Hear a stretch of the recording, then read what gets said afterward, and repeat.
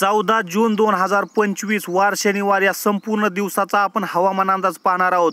सकाळपासूनच कोणकोणत्या ठिकाणी पावसाला सुरुवात होणार आहे, तर दुपारी कोणत्या ठिकाणी मुसळधार, कुठे अतिवृष्टी होणार आहे, कुठे कोरडे वातावरण राहणार याचा संपूर्ण व्हिडिओ पाहण्या अगोदर चॅनलला लगेच सबस्क्राइब करा।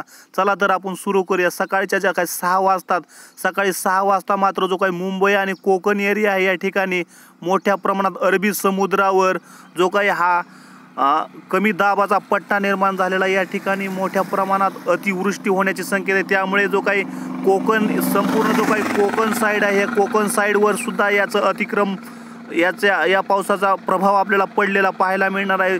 संपूर्ण जो काही पुणे, सातारा, नाशिक, ठाणे, पालघर या सांगली तसेच जो काही सोलापूरचा सुद्धा काही भाग या ठिकाणी ढगाळ वातावरण राहील, परंतु जो काही कोकण एरिया या ठिकाणी मुसळधार पाऊस सकाळी 6 वाजता आपल्याला पाहायला मिळणार आहे। सकाळी 6-7 नंतर आपण काय परिस्थितीमध्ये बदल होतो हीच परिस्थिती आपल्याला वाढलेली दिसणार आहे। जो काही कमी दाबाचा पट्टा या ठिकाणी चक्रीवादळात रूपांतर होणार आहे या समुद्रावर।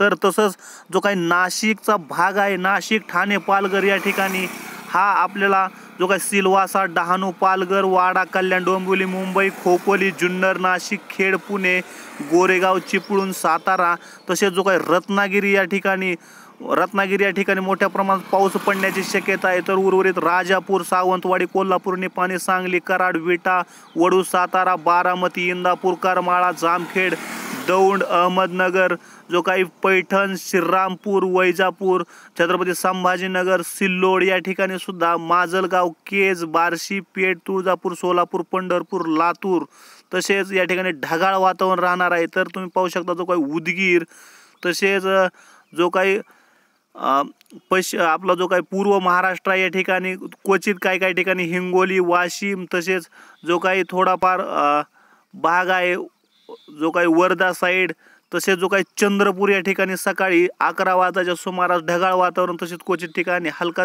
सरी पाऊस पडणार आहे। तर तुम्ही पाहू शकता सकाळी 11 नंतर परिस्थितीमध्ये काय बदल होतो ते आपण पाहणार आहोत।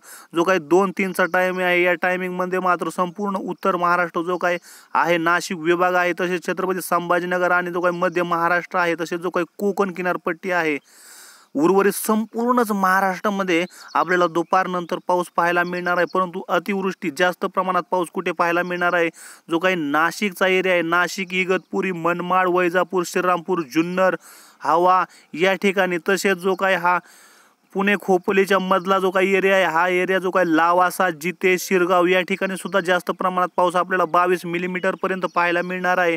तर तुम्ही याची नोंद घेऊ शकता। संपूर्ण महाराष्ट्रामध्ये ढगाळ वातावरण तर राहणारच आहे, परंतु जो काही छत्रपती संभाजीनगर आहे या ठिकाणी सुद्धा मोठ्या प्रमाणात पाऊस पडण्याची शक्यता आहे दुपारी 2-3 वाजताच्या सुमारास। यानंतर आपण परिस्थिती कधी बदलणार आहे ते सुद्धा पाहणार आहोत।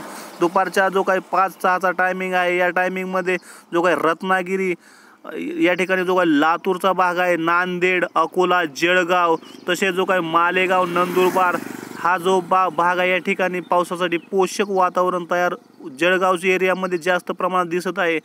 संध्याकाळी 5 वाजताच्या सुमारास या ठिकाणी जो काही हिरवा पट्टा दिसत आहे, अशा सर्व जिल्ह्यांमध्ये या ठिकाणी पोषक वातावरण तसेच पाऊस पडण्याची शक्यता दिसत आहे। नागपूर जो काही निळ्या कलरचं दिसत आहे, थोडं प्रमाण कमी असतं, ज्या ठिकाणी ढगाळ वातावरण अधूनमधून जो काही थोड्या सरी पावसाच्या बरसत असतात।